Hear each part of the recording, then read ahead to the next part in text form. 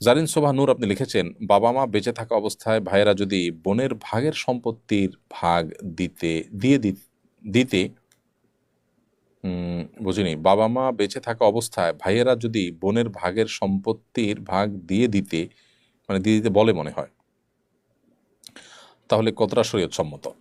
বাবা মা যদি বেঁচে থাকেন তাহলে সেক্ষেত্রে ভাইরা বোনদের সম্পত্তির ভাগ দিয়ে দিতে বললে বাবা মা যদি সেটা দিয়ে দেন, অর্থাৎ সন্তানদের মধ্যে সমান হারে বন্টন করে দেন, তাহলে সেটা উপহার হিসাবে দিলে জায়েজ আছে। অর্থাৎ বাবা মা তাদের সম্পদকে সন্তানদেরকে উপহার হিসেবে ভাগ করে দিচ্ছেন, তো ভাগ করে দিলে সমান হারে ভাগ করে দিতে হবে।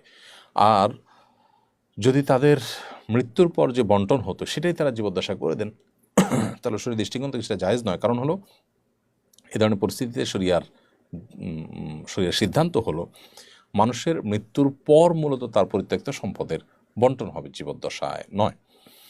রুবেল রানা আপনি ইউটিউব চ্যানেল লিখেছেন, আমি আর্মিতে চাকরি করি, সকালে পিটিতে শরীর চর্চায় আমাদেরকে সকলকে হাফ প্যান্ট পরতে বাধ্য করা হয়, এ বিষয়ে শরীয়তের বিধান কি? এখন বিশেষ করে এই চলমান সময়ে আপনাদের উচিত এ বিষয়ে ঊর্ধ্বতন কর্তৃপক্ষের কাছে বিনয়ের সাথে আপনাদের দাবি দাওয়া তুলে ধরা যে আমার ধর্মীয় দৃষ্টিকোণ থেকে যেহেতু আমি পায়ের আপনার হাঁটু রান সেটা খোলা রাখতে পারি না, এটা নিষিদ্ধ আমার জন্য, অতএব আমার ধর্ম পালনে আমাকে সহযোগিতা করা উচিত। এটা সাংবিধানিক অধিকার, একজন বাংলাদেশের নাগরিক হিসাবে আপনি এটা করতে পারা উচিত। অতএব দুঃখিত, যে প্যান্টগুলো দেওয়া হয় সেগুলো যদি থ্রি কোয়ার্টার হয়, হাঁটুর নিচ পর্যন্ত যায়, তাহলে ট্রেনিংয়ের কোনো এই ক্ষেত্রে সমস্যা হওয়ার কথা নয়। যেমন মেয়েদেরকে অতি সম্প্রতি আমরা দেখেছি যে সেখানে হিজাব করার তাদেরকে অধিকার দেওয়া হয়েছে, যেটা এতদিন ছিল না। অতএব আপনারাও সেই দাবি দাওয়া পেশ করতে পারেন। আর নিরুপায় হিসাবে যদি এটা আপনাদের করতে হয় তাহলে সেক্ষেত্রে আগে থেকে জেনে শুনে এরকম চাকরিতে যাওয়া জায়েজ হবে না, যেখানে গেলে আপনাকে হারামে লিপ্ত হতে হবে। আর যদি আপনি জেনে শুনে বা না জেনে গিয়েছেন, এখন আপনি ফেঁসে গিয়েছেন, আবার ব্যাক করা আপনার জন্য কঠিন হয়ে যায়, তাহলে সেক্ষেত্রে আল্লাহর কাছে আপনার ইস্তেগফার করতে হবে এই অনিচ্ছাকৃত অন্যায়ের জন্য। এমডি রাশেদ আলী লিখেছেন, ফটোগ্রাফি কি হালাল?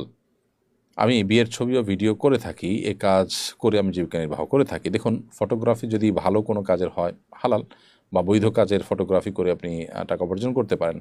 সাধারণত বিয়ের অনুষ্ঠানে ছেলে মেয়ে নির্বিশেষে তাদের বেপর্দা এবং অশ্লীল ছবি টবি তুলতে হয়। তো এগুলো করতে গিয়ে আপনি হারামে লিপ্ত হচ্ছেন এবং হারাম কাজে সহযোগী হচ্ছেন। সেই জায়গা থেকে এই এই এই বিয়ে শাদীর আনুষ্ঠানিকতা ইত্যাদির ফটোগ্রাফি করা জায়েজ হবে না। অন্য কোনো সাধারণ অনুষ্ঠানে যদি হয় সেটি জায়েজ হতে পারে।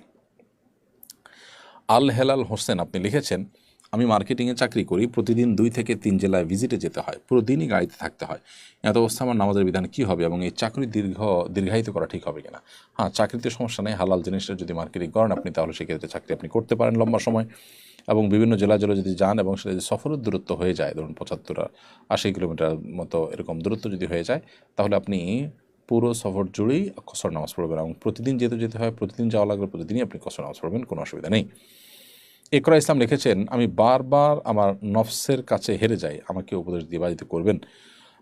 দেখুন, নফসের কাছে মানুষ হেরে যায় তখনই যখন নফসকে সে নিয়ন্ত্রণ করতে পারে না। আর নফসকে নিয়ন্ত্রণ করবার জন্য আল্লাহ সুবহানাহু ওয়া তাআলার কাছে কায়মনোবাক্যে দোয়া এবং চোখের পানি ফেলা উচিত। যেমন একটি দোয়া নবী সাল্লাল্লাহু আলাইহি সাল্লামের আমাদের কাছে বর্ণিত হয়ে আসছে, সেটি আমরা পাঠ করতে পারি। আল্লাহুম্মা আতি নফসি তাকওয়াহা ওয়া যাক্কিহা ওয়া আনতা খায়রু মান যাক্কাহা। আল্লাহ, আপনি আমার অন্তরকে তাকওয়া দান করুন, আমার অন্তরকে আপনি পরিশুদ্ধ তা দান করুন। এছাড়া সকাল সন্ধ্যার দোয়ার ভিতরেও কিছু কিছু দোয়া আছে যে দোয়াগুলোতে আল্লাহ তাআলার কাছে নিজের অন্তর যেন আল্লাহর কাছে নিয়ন্ত্রিত থাকে, অন্যায় এবং প্রবৃত্তির তাড়না থেকে মানুষ যেন বেঁচে থাকতে পারে, সেজন্য আল্লাহর কাছে প্রার্থনা করা হয়ে থাকে। তো সেইভাবে আমরা আল্লাহ তাআলার কাছে দোয়া করতে থাকবো। সেই সাথে যারা নফসকে নিয়ন্ত্রণ করতে পারেন সেরকম সংগ্রামী সাধক মানুষগুলোর সান্নিধ্য, তাদের সংস্রব, তাদের একান্ত, তাদের যে দিক নির্দেশনা সেটি গ্রহণ করে চলাটা এক্ষেত্রে বেশ গুরুত্বপূর্ণ